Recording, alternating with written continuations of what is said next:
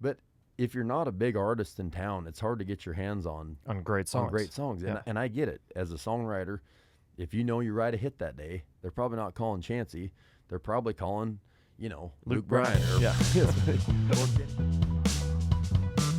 You've got such a great catalog of just like cowboy songs and like Western songs.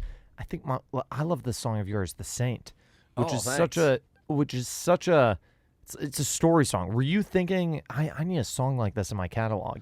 And then did you sort of did you write down this story that you wanted to tell in song? Like, how'd you come up with that song? So it was actually my mom. I'd been putting albums out, and we were writing a lot, and trying to write a little bit. I never really write toward radio, but I want my stuff to compete. So I'm not trying to write the next number one on radio, but I would like my stuff to compete. So I was writing that stuff. And Mom's like, I was getting ready to go to Nashville. She's like, you need a good story song. I'm like, all right.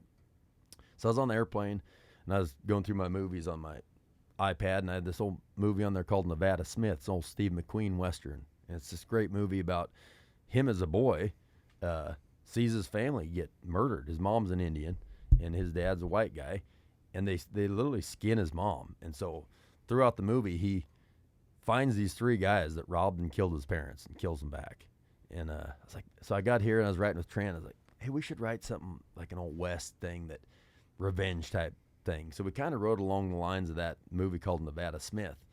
And we put Denver in it and kind of made it for our area. But it's one of my favorite songs I've ever wrote, just because really, it's just, you don't hear songs like that anymore that are, maybe have that Chris Ledoux take on them a little bit, just an old West thing. And I mean, I guess nowadays you're kind of starting to hear that sound a little bit, but that's just, people love that song. And it's hard hitting. It's revenge, and he kills them and he hunts them all down. And it's fun to listen to a story song like that because you really kind of are listening to every single word. Yeah, and you can picture when you're hearing it down, you can watch it in your own mind, in your own brain movie of like of him getting revenge for his parents. Yeah. Right. That's why it's fun. Yeah. Then okay, your last single too, "A Cowboy Who Would," which is a great song. This just sounds like a classic song. This just sounds. And I didn't write that one. Bryce Long is producing this new record for me. A friend of mine. He's a cowboy in town too, and he writes for Sony, and so we wrote some on this new record together, and we got some outside songs, and that was an outside one. I was like, man, we got to cut that. Were you nervous to take some outside cuts? Not really. So like I said, Honky Tonk Road, my first album, was all outside. Yeah. The second album, Highway Junkie, was all outside. The third was all outside. But if you're not a big artist in town, it's hard to get your hands on great songs. Yeah. And I get it. As a songwriter, if you know you write a hit that day, they're probably not calling Chancey. They're probably calling Luke Bryan or Kenny Chesney, So just to get those songs is tough. So I just found out I'm just going to have to start writing what I like. I'm not getting pitched the stuff. I could tell the stuff I was getting pitched had been circulated around town for years. I'm like, why has everybody else passed on this? Yeah. And I never really look at that. If I love a song, I'll still cut it. But I just wasn't getting good stuff. So we started writing. This last album, One of These Days, I co-wrote 11 of the 12 songs on there, and it was good. But this new batch, Bryce was like, hey, I got some cool outside songs. I got a Tom Douglas song we haven't put out yet that's a monster. That Cowboy Who Would just fit me. And that's the thing, we didn't really want to chase radio. We just needed something that pushed what I've done but still stays true to our brand. Because we have this foundation of fans that have been with us from the start, that are cowboys, that love us for things like The Saint. We can't go off the wall and cut Cruise. You know what I mean? I would if I could, but yeah. It's right. So big. But, we have to stay true to our brand. So finding those songs in town that we think would compete at radio, that are true to our brand, it's hard to find those, but we have a few that are in the can we haven't put out yet. That song, though, came out, got 150 radio ads. I know. How do you do that as an independent artist? Charlotte McCoy.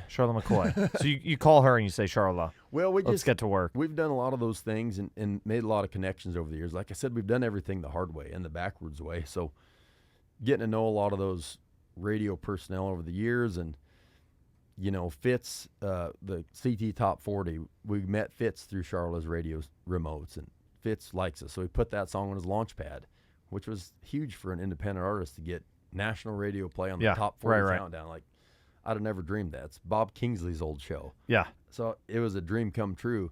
So these little things, to me, it's the baby steps of a career that have gotten us where we are. I mean, I think as a young artist, everybody wants to be a big star tomorrow, but the longer I've been in it, and even early, I didn't really want that overnight success because it can go away that fast too. I've wanted to build this foundation and build a career where I can sing when I'm 70, where there's still a demand, people want to hire us for shows versus you have a big number one, then they forget about you, and then you're working at Subway or something. What do you think is the next big milestone in your career that you're trying to hit? Is it a label deal, or is it just is it the slow build and there's no kind of big thing? It's just we're just going to keep building it slowly. Like, what is the thing right now that you think is going to take it to the next level? I think at the end of the day, it's all about the song. I mean, if a song goes viral and nobody knows how that works, we've had all these meetings in town over the years where everybody gives you advice of what to do. At the end Isn't of the that day, the worst? Nobody really knows. I hate that. I've stopped listening to I used to crave people's advice, and now I'm like, just shut up. Like, you don't know what you're talking about. If there was a roadmap and somebody knew, everybody would be replicating it. Yeah. So even like big labels say, oh, you need to do this, you need to do this, you need to do this. Well, why aren't you doing it for that artist you just signed? Why don't they have a number one right now? Because nobody really knows what works. Yeah. I mean, at the end of the day, they can force things to number one, but that is what it is. But, something going viral on the internet, and I don't know, I'm more of the slow climb. We've built this foundation, and I think our next step is, we had a plan doing these albums. My manager's from South Dakota. What does your manager do? Does he manage you full time, or he owns a company in South Dakota called the Home Slice Group. They're an advertising company and done concert promotion for years, and we've been together with Dean for 10 years, and we signed on with Dean as a manager way back when because he knew our area. We were playing the 5-state area: South Dakota, North Dakota, Montana, Wyoming. They kind of got what we did, because sometimes in Nashville they don't really get what we do out west. Even to this day, people are like, oh, you got a little band out there? I'm like, dude, we're making more money than your artists that have label deals. Probably, touring. I'm just telling you, we stay busy. With the success of an artist like Cody Johnson, right? Have you sensed that all tides have been rising, like that people then can look at you and can sort of see what you're doing? Because now there's like a blueprint for someone can have like insane success with this path, right? Right. Is there a different energy the past couple of years with Cody Johnson out there? With Cody and like stuff like Yellowstone. And, we used to open for Cody before he had a deal, but Cody's deal was so unique. His streaming was so big. Yeah. Nashville had to do something with him. I mean, and he cut a great deal. So, but yeah, that is a good blueprint. So as soon as Cody signed a deal, we're rooting it on. Like, we need Cody Johnson to work. Yeah, because it's going to... If they would have tried Cody and it didn't work, they would have never looked at us. Again, like, we tried that with Cody Johnson. He was huge. Right. Streaming. How much pressure? Yeah. So we're rooting Cody on. Like, come Please. on, more number ones. And Cody's selling out stadiums, and arenas. And, he sold out Houston, and he's selling out great blueprint for a guy like me. Another cowboy doing it. So, sure, would we like a label deal? Yeah. I'm just looking for the one that wants to do it with us. Like, let's not screw each other. Like, I'll work as hard as possible. You won't find anybody that works harder. And everybody says that in the music business.